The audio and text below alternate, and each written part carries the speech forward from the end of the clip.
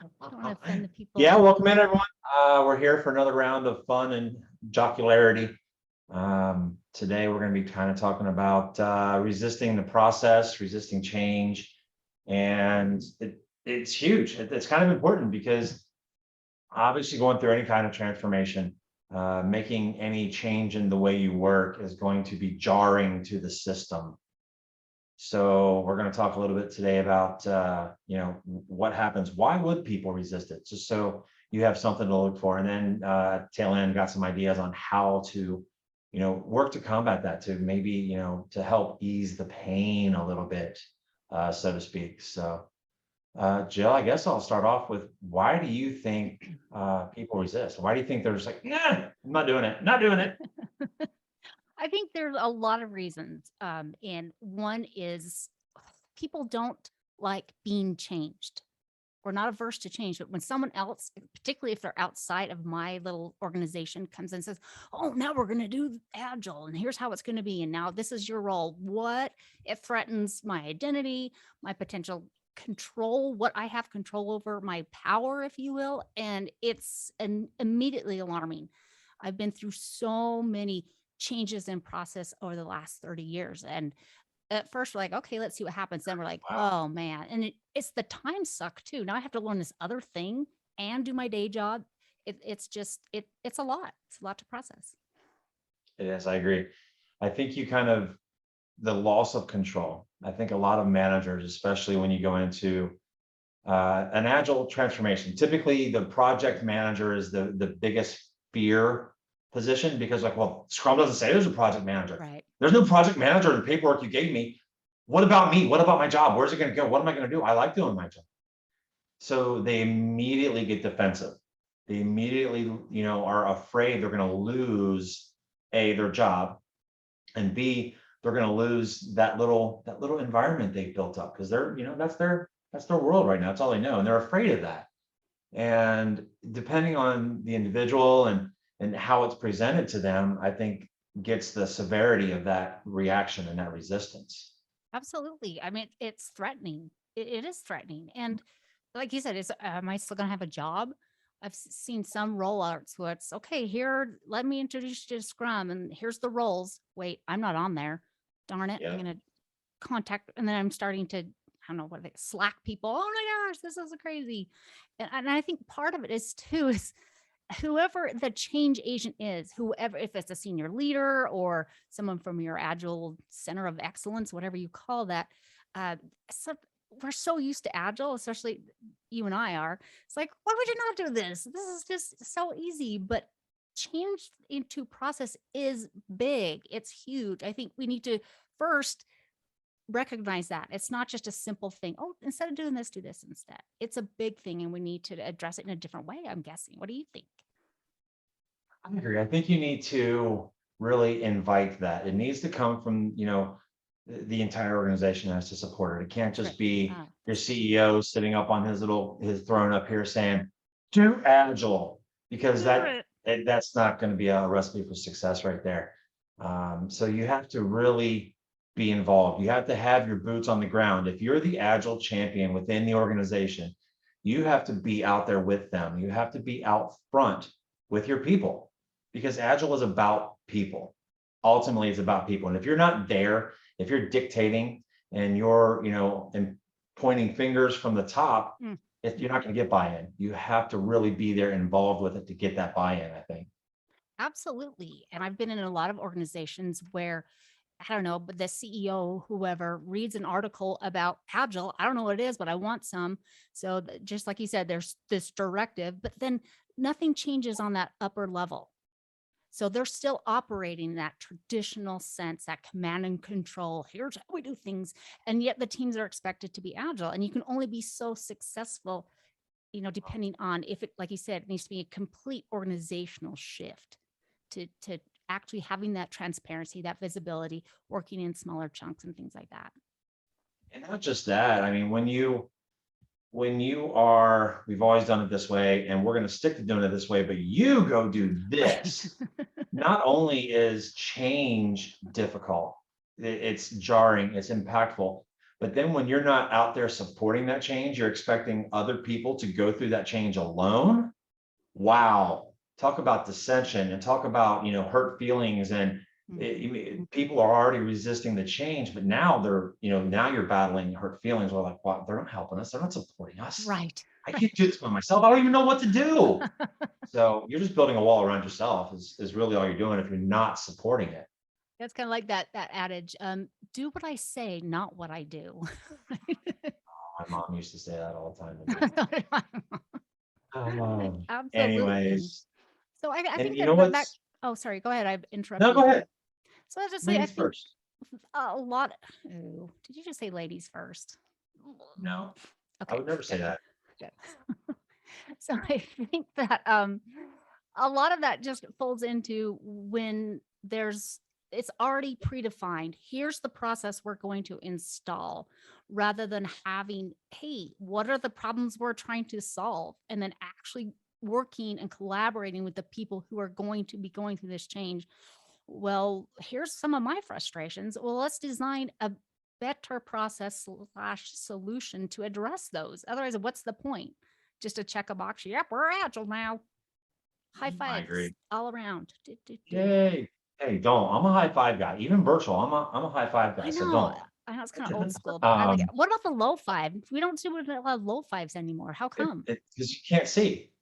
Oh, because See, like I'm doing low fives right now, and you can't see it. But if you I do a can't high see the five, you low. can.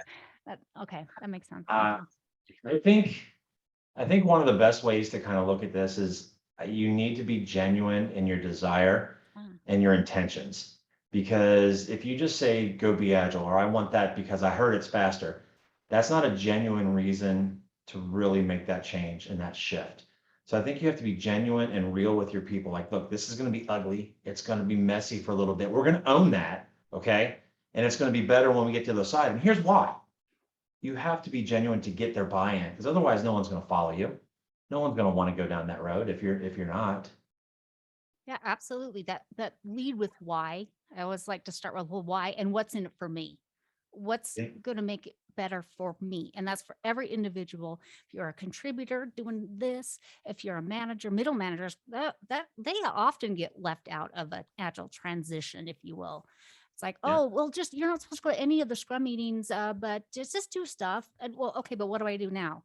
And teaching them like now you have more time because you're not micromanaging to work on the system, fix those system level issues. But no one Exactly. teaches them that, or no one, I shouldn't say nobody, but that they seldom get included, I guess, if you will, in the It's true. conversation. Do get left out a lot. I agree.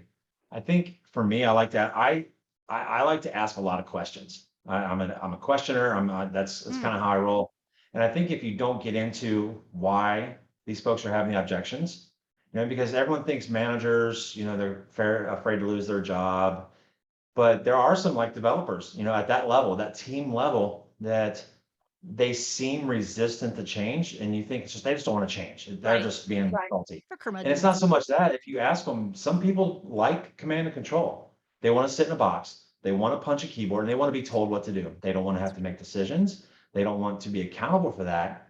And you have to take that into consideration as well. And if you don't ask those questions, you don't start with why, you don't get into the objections, you're not going to know that.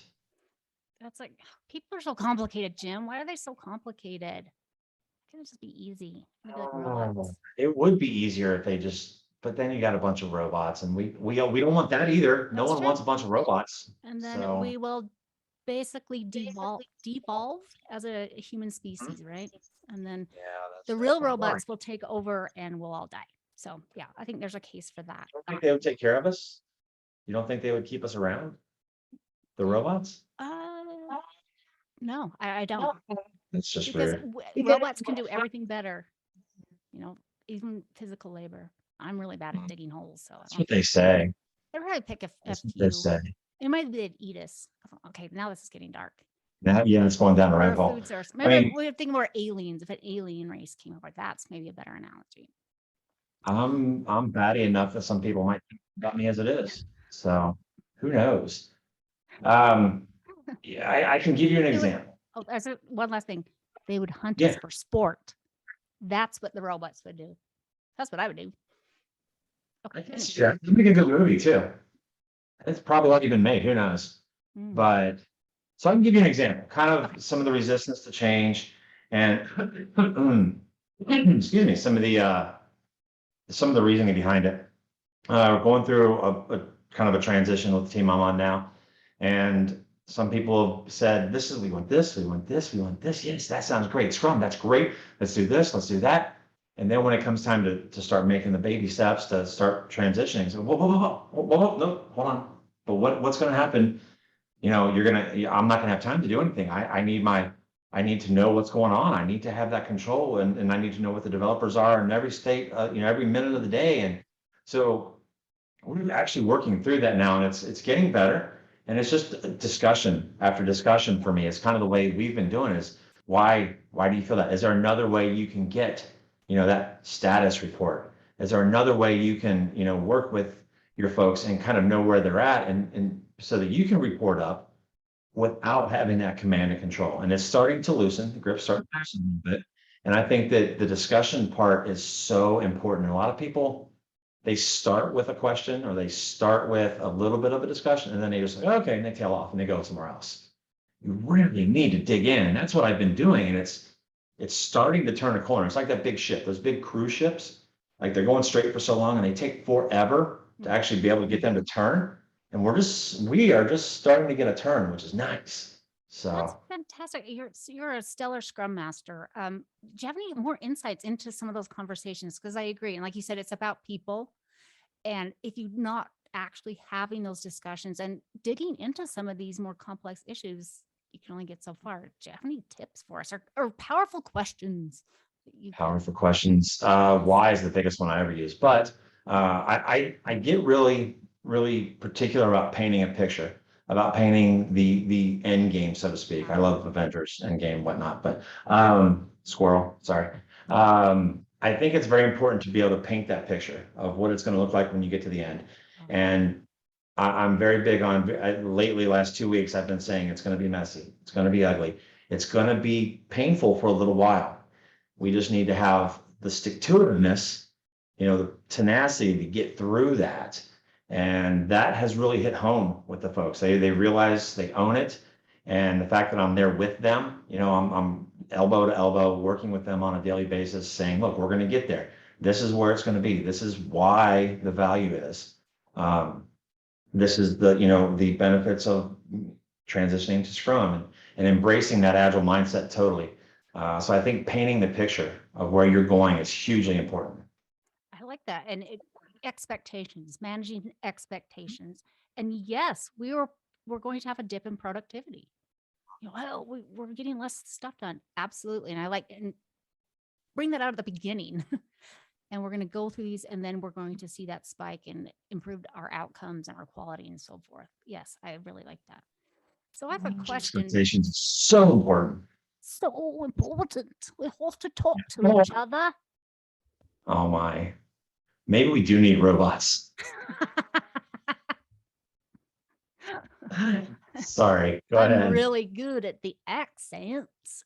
Yeah, my 8-year-old tells me to stop every time I try to do something like that. So I'm apparently not very good at the accents.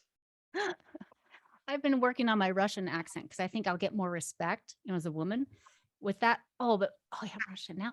Putin ruined everything. Never mind, I can't do See, that. there you go. Maybe German. I don't Don't take it political. Don't, sir, you got a question. know. Okay, so You forgot. I do teach a lot of Kanban, Okay. and this isn't Kanban centric, but the two ways to approach a change, right? A change in process, a change to agile. There's one, the big bang approach, which a lot of times as a coach, we get called in and they say, okay, you've got 2.5 months and you're going to take this team or team of teams and we want you to implement safe or scrum or Kanban or whatever. So it's 2 day, everyone comes to training and I teach them everything they need to know, what I think they need to know. And then we set it all up and then Jill leaves in 2.5 months. It's like, good day.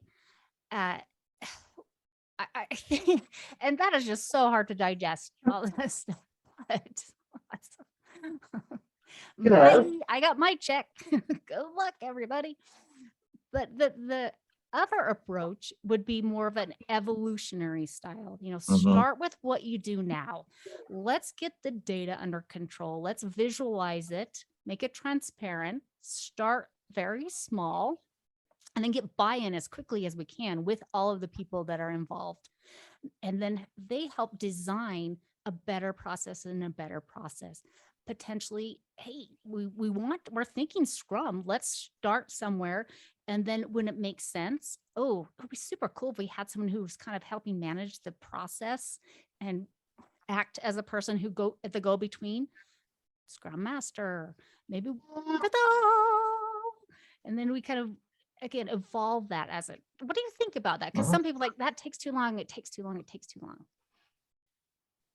You're right. It probably takes too long for the stakeholders in the business, but I firmly believe the organizations that are in the hurry up, let's do it, 2.5 months, 3 months, and then, they're not setting themselves up for success long term.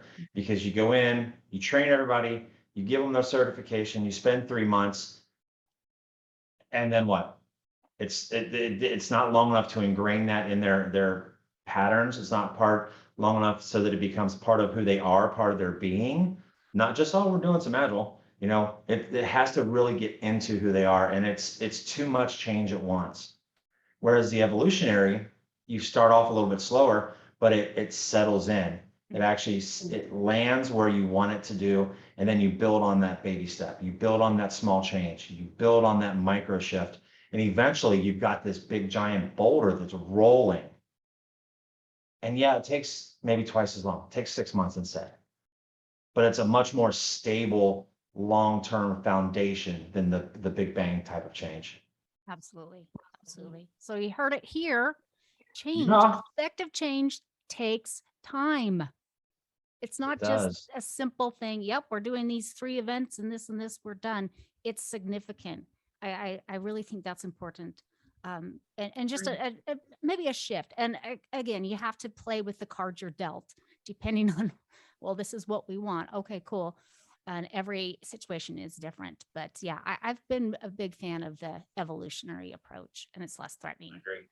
I And agree. then get Good rather than day. yep, yep, yep. This is probably is it blasphemy?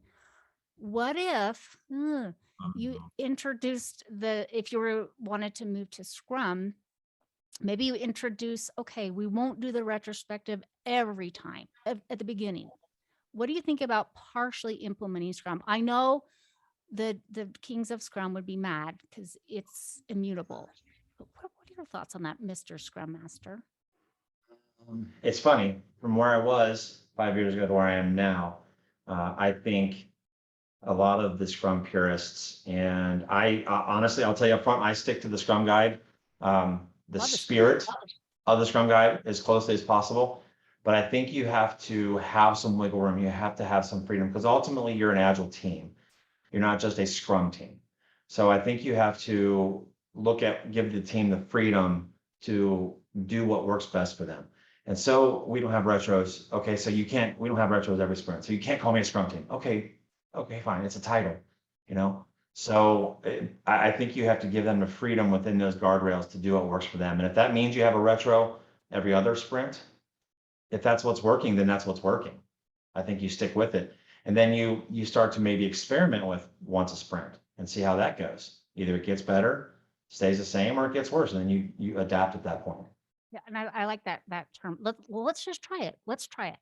Let's try having these retrospectives. Let's try having a daily stand up and then get feedback. We want to like collapse the feedback loops on, okay, we just instilled this new meeting. Is it actually adding value? Yes or no? And then data. Absolutely. I do love me metrics and thinking about what's valuable data to say, yay, this is actually making things better. What are some key things that you like to take away and then present those continuously to the team who's doing the work as well as management and all those other fun people who care? Retro, it's not a hard and fast metric that I can say, okay, let's run up the flagpole and see what everybody thinks. What I like to do though is we work in our Miro boards for our retrospectives, and I keep them around. So I like to go back and say, look, 6 weeks ago, these issues were on the, these 7 bullet points were on the, we need to improve this. Now, 6 weeks later, these are all in your, this is what we do well category. Oh, And now we're nice. focused on new things. And I call that out every retro so that the team knows, hey, we're improving because we had these 7 items and now they're on our what we do well side. That's improvement. Now let's focus on these 6 items. And I mean, I'll run that with the managers and that level. But as I said, it's not a true metric, so I don't really use that to show off to the team, or to above the team. But I definitely use it within a team. That's important to me that they see they're improving and they see, because that ultimately shows the value in the retrospective. I love that. And just let's reflect back in the recent past. And it's like, oh, because otherwise you're not thinking about that. And like, oh my goodness, we did tackle all of those things. We're amazing. This is totally valuable. And I like that. And the retrospective should be more of an open forum, not necessarily data driven. But things like throughput, quality could come up. Hey, here's where we were before. We had X number of 7.1 defects come in from the clients. 3 months later, look at it now. Like, yay, we're actually seeing this If you work. want to get all metricy, Oh, I do. cycle time for me, excuse me, I would use cycle time a lot. And we would look at, what we completed versus what we, predicted we would do. And then where there's dips and where there's valleys, I would say, why? Why do you think Mhm. that? Well, we had 5 people on vacation. Well, that's a good example. Right. It's a good example why your velocity went like that. Or why you weren't able to deliver that much value. So what happened here? We delivered double the value we normally deliver. Well, that's because we brought, 2 people on 2 months before that, and they finally caught up to us, and we're starting to really produce. So I would bring that up in the retros and let them analyze how that impacted them. Yep, that's exactly how metrics only tell you one little thing. Exactly. And I've worked under scrum masters who, here's the darn chart. We're not going to make it. You're all in trouble, or you missed all of these stories. You didn't get complete. I'm like, cool. But like you said, there's so much to it. And if you just use that only to like punish the team, it's How dumb. often does your burn chart look like this? End of sprint, that. Yeah. It's not valuable at times, So Yeah, I think we're on the same page. I always, and I usually, whenever I introduce the concept of metrics, I say metrics are great as long as they're not used for evil. boy, It's always the Todd best. would be a huge fan of you right now because he likes that statement. Evil Yeah. metrics. I bet we both have so many horror stories about the way that they're used. Yeah, we're not gonna get into that today. That is That's a a different conversation topic. for You're right. a You're whole right. other We'll day. have to talk about how people misuse velocity one day. You're gonna have to come back and see us talk about how people misuse velocity and how metrics are evil if you wanna see that conversation. That would be fun. We could have different guests come in and tell their sad stories. And then we could say, okay, what would we do different? If I was in charge. That could get nasty. Was in charge. Give people that kind of freedom. We could be on here for 2 hours one day. It's like So it could be our summit when we get to that point, our conference. we could have a conference, just the 2 of us up top, just jabbing back and forth. That would go well. Let's go to a really expensive hotel though and do it there. Or more like, the Funny Bone or something like that, a comedy club somewhere. I would love that. I told you one of my dreams is to become a stand-up comic. Did I ever tell you that? I think you may have mentioned it, and I could see that. I It's could see hard. that. So I got a bunch of books, like this is how and read how to write a joke. And I'm like, oh, that makes total sense. But then when you go to do it, it's like it's so much harder than you think. And then I have a few gems I think are great. So then I share on people like that's stupid. Like, I get demotivated. Yeah, it happened. That's why I stick with dad jokes, because they're all stupid.